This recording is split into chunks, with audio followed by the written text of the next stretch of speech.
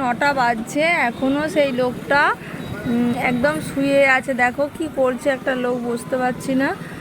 আর সবাই বলছে নাকি ও ড্রিঙ্ক করেছে, তাই জন্য এরকম হয়ে পড়ে আছে। ওকে তুলে কোথায় নিয়ে যাবে আমি নিজেও জানি না সত্যি। মানে কখন প্রায় 6টা ওরকম সময়, তারও আগে থেকে এরকমভাবে পড়ে আছে, শুয়ে আছে। এরপর ওকে কোথায় নিয়ে যাবে জানি না। দেখছি সবাই ওর ব্যাগ ট্যাগ নিয়ে করছে। দেখো কেমন শুয়ে রয়েছে। খুব ভালো লাগছে দেখতে। কোন দিকে শুয়ে আছে লোকটা? ওই তো, এবার কোথায় নিয়ে যাবে লোকটাকে। এখনো ঘোর কাটেনি। সবাই বলছে যে নাকি ড্রিঙ্ক করেছে, তাই জন্য ওর ঘোর কাটছে না, কিন্তু মাঝে মাঝে উঠছিল বসছিল। এবারে যে কি হবে কি জানি বাবা। হাতে ধরে সবাই তুলছে কিন্তু উঠছে না, কিন্তু উঠছেই না, মানে ঘোর কাটেনি বলছে। ড্রিঙ্ক করেছে এতটাই ঘোর কাটছে না। সবাই বলছে ড্রিঙ্ক করেছে। প্রথমে ভাবছিলাম যে লোকটাকে কেউ কিছু করছে না, তারপর সবাই বললো ড্রিঙ্ক করেছে, ওর ঘোর কাটছে না তো কিভাবে তুলবে ওকে। দেখো তুলতে পারছেই না গো, ওকে তুলছে যে তুলতে পারছেই না তো কেউ। দেখো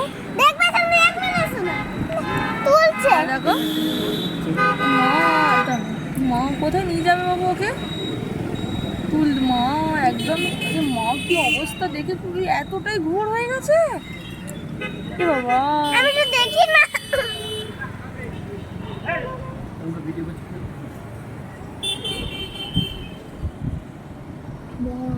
ও তো কোনো হুঁশই নেই, আবার পড়ে গেল গো। তাহলে ওকে কিভাবে নিয়ে যাবে? বাড়ির লোকও কেউ আসেনি বলো,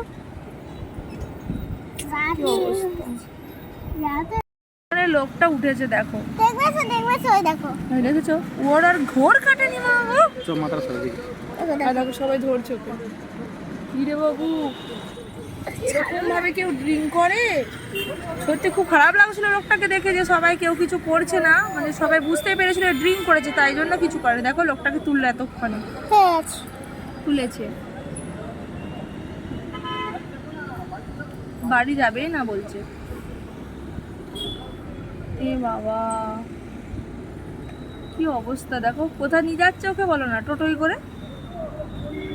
যাই হোক ফাইনালি বুঝতে পারলাম যে লোকটার এমনি কিছু হয়নি, ড্রিঙ্ক করেছিল, এই অবস্থা। দুটো মানে ব্যাগ আছে, অ্যান্ড্রয়েড মোবাইল করে নিয়ে যাচ্ছে। কোথায়? বাড়ির লোক তো কেউ নেই।